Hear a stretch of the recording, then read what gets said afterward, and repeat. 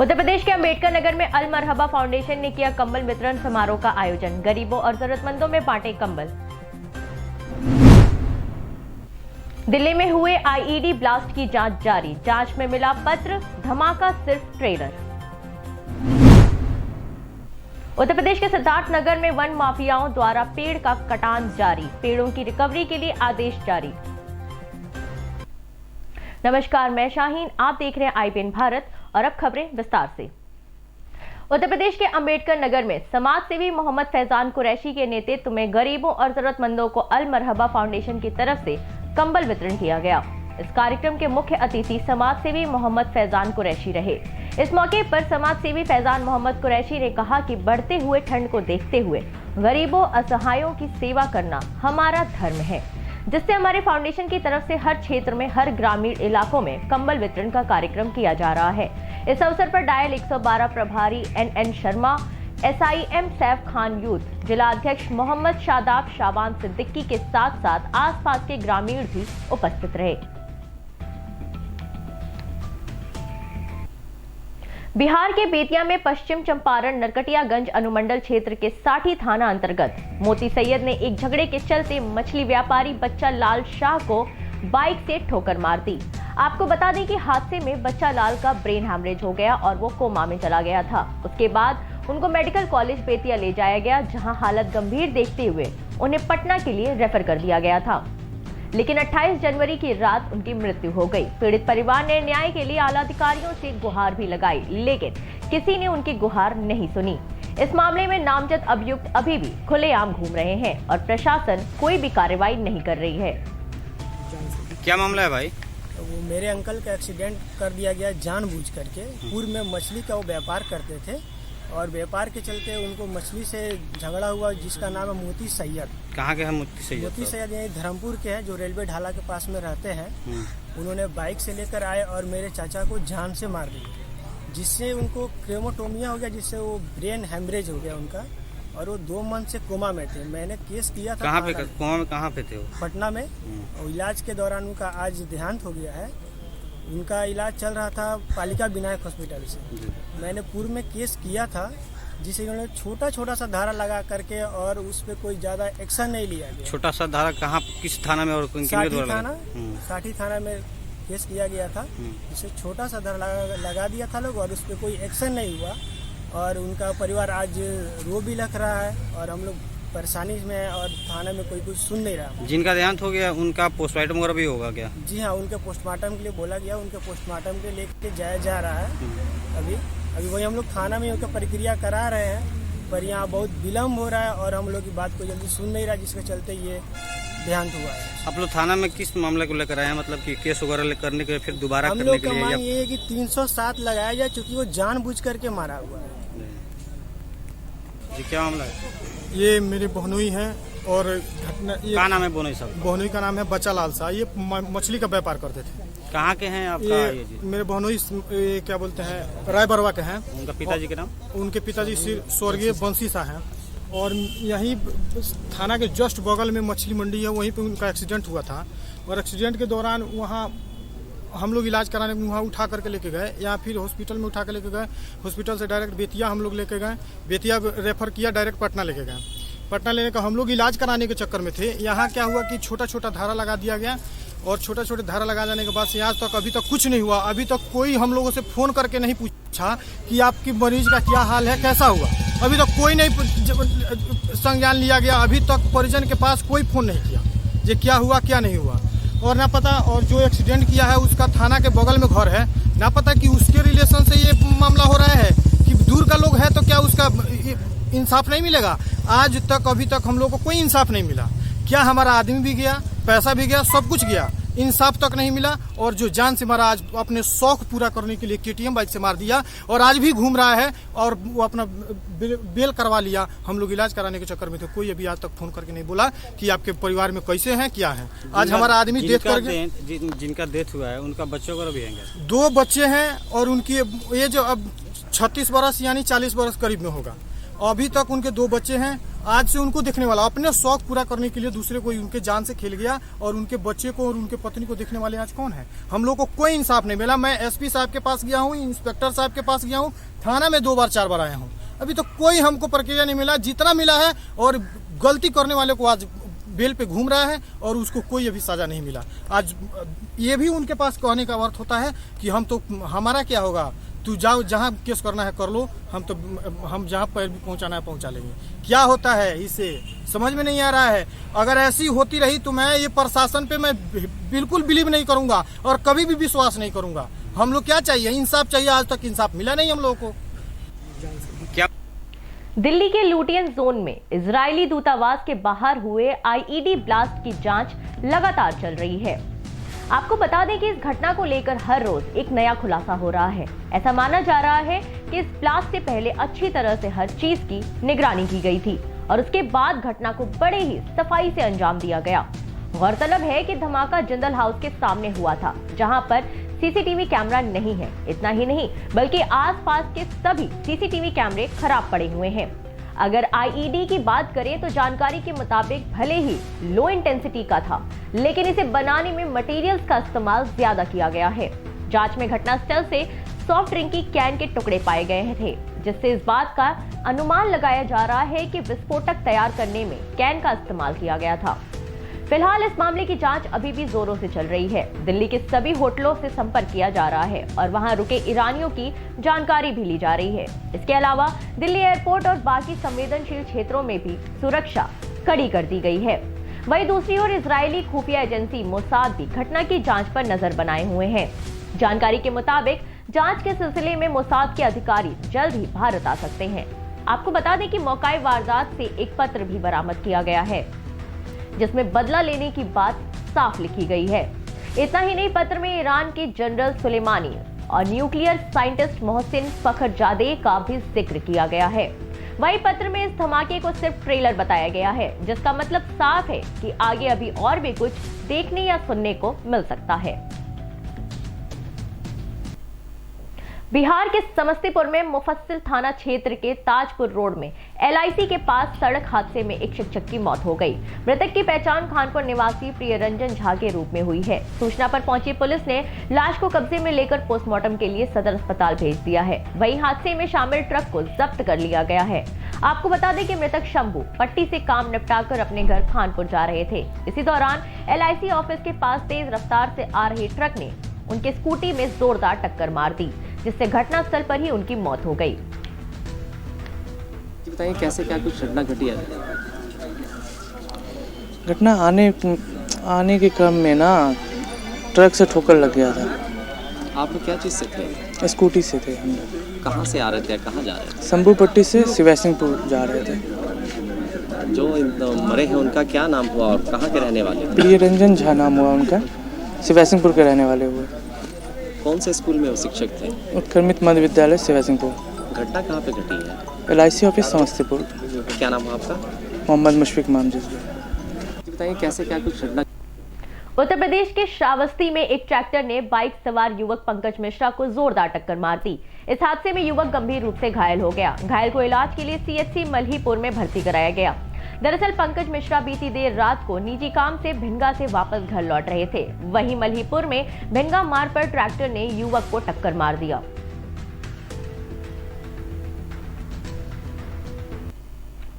उत्तर प्रदेश के आजमगढ़ में विद्युत विभाग के अधिशासी अभियंता प्रथम का कार्यालय भवन पूरी तरह से जर्जर हो गया है। छतों के प्लास्टर जगह जगह से टूटकर गिर रहे हैं। यहां तक कि छत में लगी सरिया भी जंग खाकर जगह जगह से टूट रही है। गौरतलब है कि इस भवन की छत कभी भी धराशायी हो सकती है, जिससे एक बड़ा हादसा हो सकता है। आपको बता दें कि जर्जर भवनों को लेकर पिछले महीने बाकायदा जिलाधिकारी द्वारा एक निर्देश जारी किया गया था कि जर्जर भवनों की रिपोर्ट विभागाध्यक्ष से, जिससे इन जर्जर भवनों की वैकल्पिक व्यवस्था की जाए। लेकिन शहर में स्थित विद्युत विभाग के इस भवन की हालत काफी खराब है। बरसात के दिनों में छतों से पानी का टपकना आम बात है, जिससे वहां रखे रिकॉर्ड खराब हो जाते हैं। इस मामले पर अधिशासी अभियंता ने कहा है कि इसकी मरम्मत के लिए कई बार पत्र व्यवहार किया जा चुका है।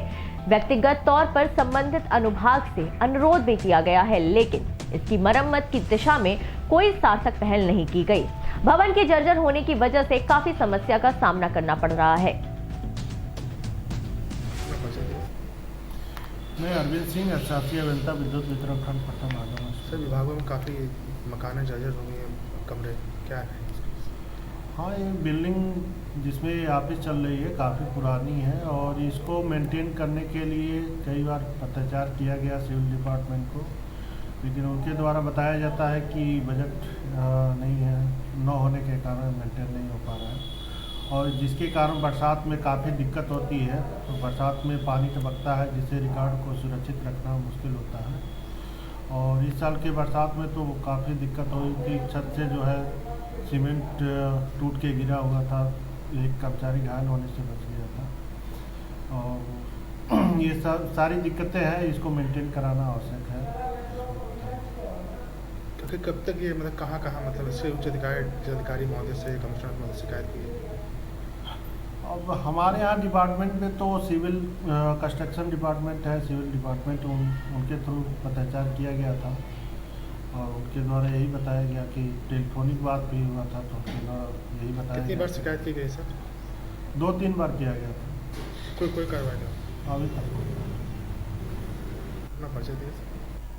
उत्तर प्रदेश के कौशाम्बी में कोकराज और अंतर्राज्यीय पशु तस्करों के बीच हुई मुठभेड़ में एक तस्कर और एक सब इंस्पेक्टर घायल हो गया। सब इंस्पेक्टर और तस्कर दोनों को इलाज के लिए जिला अस्पताल में भर्ती कराया गया है। मौके से 2 अन्य तस्कर भी गिरफ्तार किए गए। आपको बता दें कि इससे पहले भी पशु तस्करों ने कोकराज इंस्पेक्टर की सरकारी गाड़ी पर मवेशी लदे कंटेनर को चढ़ाने का प्रयास किया था। फिलहाल इन तस्करों के खिलाफ मुकदमा दर्ज कर कार्रवाई की जा रही है। जानकारी के मुताबिक पशु तस्कर पशुओं को राजस्थान से बिहार ले जा रहे थे। देखिए, आज कोखराज थाना क्षेत्र में एक पुलिस मुठभेड़ हुई है जिसमें कि एक बैल लेके जा रहे 3 लोग जो कि गाड़ी में बैल को अवैध रूप से ले जा रहे थे कटान के लिए। इन तीनों लोगों को दौरान पुलिस मुठभेड़ गिरफ्तार किया गया है और उन तीनों में से एक व्यक्ति के पैर में गोली लगी है और एक व्यक्ति हमारे यहाँ से सब इंस्पेक्टर हैं, उनके भी हाथ में वो भी घायल हुए हैं, उन्हें भी लगी है। ये इनकी सूचना लगातार हम लोग को मिल रही थी कि कोई गाड़ी है जो गौवंश को लेकर जा रही है, तो उसी सूचना पर काम करते हुए आज हमारी पुलिस यहाँ पर लगी और इन लोगों को तुरंत रोकने का इनको कहा गया कि रुक जाएं, पर ये लोग तुरंत पुलिस की गाड़ी पर चढ़ाने का प्रयास किया इन्होंने और फायर भी किया पुलिस पर और जिसके जवाबी कार्रवाई के दौरान ये लोग घायल हुए। घायलों को अस्पताल ले जाया जा रहा है ट्रीटमेंट के लिए। आगे FIR दर्ज करके इस चीज़ की जांच की जा रही है कि पूरी चेन क्या है। इसमें क्या कौशाम्बी के लोग भी समझ नहीं बता रही है? इसमें देखिए अभी इनसे इंट्रोगेशन नहीं हुआ है और इनसे इंट्रोगेशन करेंगे। जो लोकल पासर्स हैं और जो लोग इन्वॉल्व हैं इसमें, उन सभी लोग का नाम पता करके उनके खिलाफ भी हम लोग कार्रवाई करेंगे इसमें। देखिए, आज कोखराज उत्तर प्रदेश के कौशाम्बी में पुलिस अधीक्षक ने एक अभियान के तहत दुकानों के CCTV कैमरा, लाइसेंसी असलहे और अन्य सुरक्षा उपकरणों को जायजा में लिया। दरअसल यूपी में बढ़ते हुए वारदातों को देखते हुए कौशाम्बी की पुलिस अलर्ट हो गई है। इसी के संबंध में पुलिस अधीक्षक ने अभियान चलाकर निरीक्षण किया और जिनके दुकानों पर CCTV कैमरा सही नहीं था उनको सख्त हिदायत दी गई है कि कैमरे को सही कराया जाए। इसके साथ ही जिन जिन दुकानों पर निजी सुरक्षा कर्मी हैं उनकी पूरी डिटेल रखने को भी कहा गया। इतना ही नहीं, चेकिंग के साथ साथ इलाकों में पुलिस की गश्त भी बढ़ा दी गई।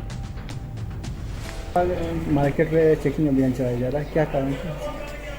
सराफा व्यापारियों की सुरक्षा के दृष्टिकोण से लोगों ने आज एक चेकिंग अभियान चलाया जिसमें इनके असलहे वगैरह चेक किए जा रहे हैं, CCTV कैमरे चेक किए जा रहे हैं और जो गाड़ियाँ यहाँ हैं उनको देखा जा रहा है कि उनके नंबर सही है कि नहीं। वो मोटरसाइकिल है तो मोटरसाइकिल का ही नंबर या फर्जी नंबर लगाए लोग, इसी दृष्टिकोण से मार्केट में। उत्तर प्रदेश के शाहजहांपुर में पुलिस ने लूट की योजना बनाते हुए 3 शातिर लुटेरों को मुठभेड़ के दौरान गिरफ्तार कर लिया। अभियुक्तों के पास से अवैध असलहा के साथ साथ छीने हुए 2 मोबाइल, बाइक, एक सब्बल और अन्य चीजें भी बरामद की है। सर, मदनापुर पुलिस टीम ने को बड़ी सफलता मिली है। इसमें कुछ शातिर लुटेरे गिरफ्तार किए गए। क्या कुछ कार्रवाई की गई है, क्या बरामद की है? मदनापुर में 4 जनवरी को एक घटना घटित हुई थी जिसमें एक मोबाइल सेल्समैन से 3 मोटरसाइकिल पर सवार 3 बदमाशों ने घेर कर 3 मोबाइल छीन लिए थे। पुलिस ने, सर्विलांस टीम ने और SOG टीम ने इसमें पर्याप्त ट्रेसिंग की। इसके बाद इसमें अभियुक्तों की गिरफ्तारी की गई है। 4 व्यक्ति कल चेकिंग के दौरान पुलिस के ऊपर फायर करके भाग रहे थे, तो पुलिस ने उनको घेर के पकड़ा है, जिसमें से 2 भागने सफल रहे। 2 की गिरफ्तारी होने के बाद उन्होंने पूछताछ में घटना में शिकार होना बताया है, कि घटना को स्वीकार करना बताया है। इनके आपराधिक इतिहास भी है। इनकी पूछताछ से एक व्यक्ति और गिरफ्तार किया गया है, जो इनके मोबाइल को, जिसके पास वो लूटे हुए मोबाइल थे। मुठभेड़ के दौरान इनके पास एक तमंचा, चाकू, शब्बल और कुछ अन्य उपकरण बरामद किए गए। 2 मोबाइल लूट के बरामद किए गए। 2 मुलजिम अभी भी फरार हैं। इससे संबंधित उनकी गिरफ्तारी का प्रयास जारी है। बहुत जल्द इनकी गिरफ्तारी करके आवश्यक पुलिस कार्रवाई।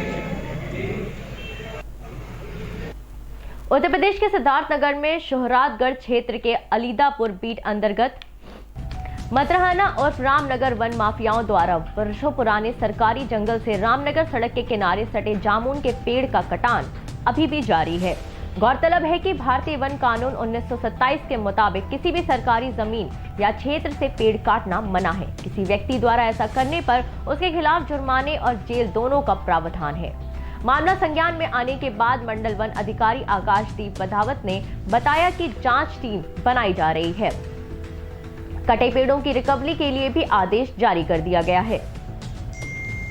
सर, ये परैया चौकी के अंतर्गत मदराना और रामनगर में सड़क के किनारे सर जामुन के सरकारी कई पेड़ कटे हैं। सर, इसके विषय में सर क्या कहेंगे?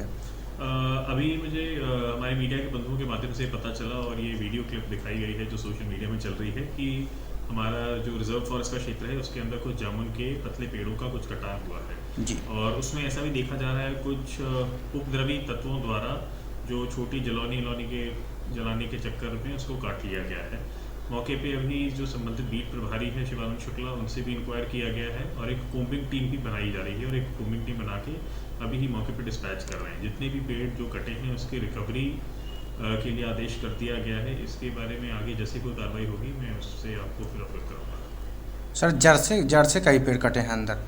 देखिए, अमूमन जो काटते हैं लोग, उनको 2 तरीके रहते हैं उसको काटने के। या तो लोग जलाने के लिए काट देते हैं, जो ऊपर से कभी कभी निकाल देते हैं, और यदि कई बार ये होता है, उन्हें शक होता है कि नहीं वापस बीट प्रभारी द्वारा या मौके के कोई भी संबंधित चौकीदार द्वारा या फॉरेस्ट गार्ड द्वारा किसी और द्वारा भी इसको अगर उनको पकड़ने की शंका होती है जो ज़्यादा विजिबल होता है, उस क्षेत्रों में नॉर्मली क्या करते हैं लोग छुपाने के लिए कि पूरा जड़ के समेत ही, क्योंकि पतले जामुन के पेड़ है वहाँ पे, उनको और मिट्टी वहाँ पे गीली सी है, कोशिश करते हैं उसको जड़ से निकाल दे ताकि उसका कोई आगे पता ना लग पाए कि यहाँ पे पेड़ कटे हैं नहीं कटे हैं। बट इन एनी केस हमने एक कोम्बिंग टीम बना दी हुई है और कोम्बिंग टीम वहाँ पे पहुँच के मौके पे इसका